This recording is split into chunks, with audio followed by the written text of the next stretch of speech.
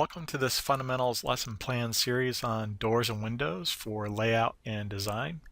In this video, we'll take a look at a copy command technique to create a new instance of a window at another location in the project. This is video 4 of 4. My name is John Harridge, and I will be your host for today's lesson. Let's review the learning objectives for video 4.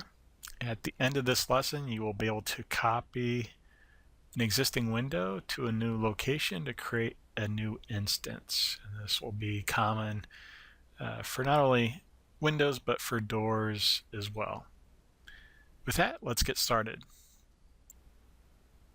Let's begin the exercise by opening up an existing file.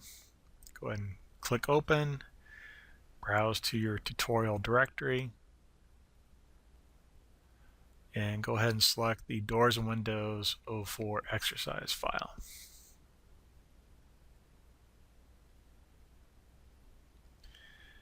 In this exercise, what we'll do is we'll place a new window instance at the first highlighted wall, and then using a copy command, we'll place a new instance in the second highlighted wall. All right, let's go ahead and zoom in region to the upper right hand corner of the floor plan, and we'll use one of these exterior windows on the curvilinear wall to place another instance of it. So I'm just showing you on the tooltip which window type it is. If I actually left click to place it in a selection set and look at the type selector, that's another way of displaying which window type it is. But if we want to place another instance of it, just simply choose the Create Similar command and place your cursor on the exterior wall, on the exterior face, and go ahead and left click to place an instance of it.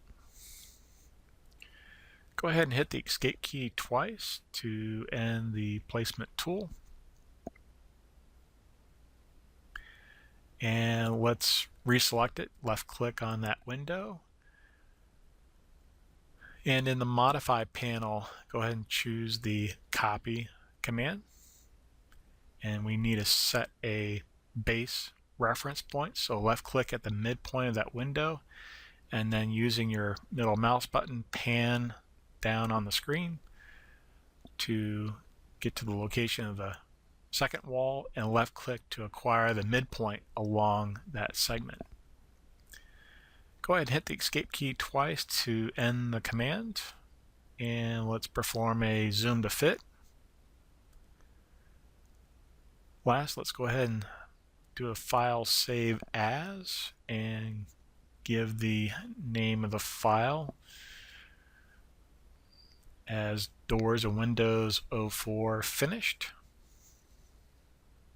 and click Save after you give it a name. This concludes this exercise.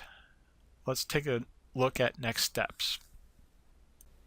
Let's review the lesson objectives for video 4. In this lesson, you were able to place a new instance of a window using the Create Similar command, and then we selected that new window and chose the Copy command to create a new instance at another location by setting the displacement distance. With that, let's take a look at Autodesk resources available to you.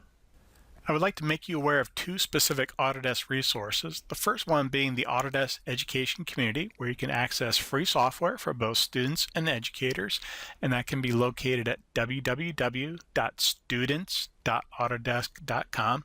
It does require registration, and you can use either your own personal email address or a school-issued email address.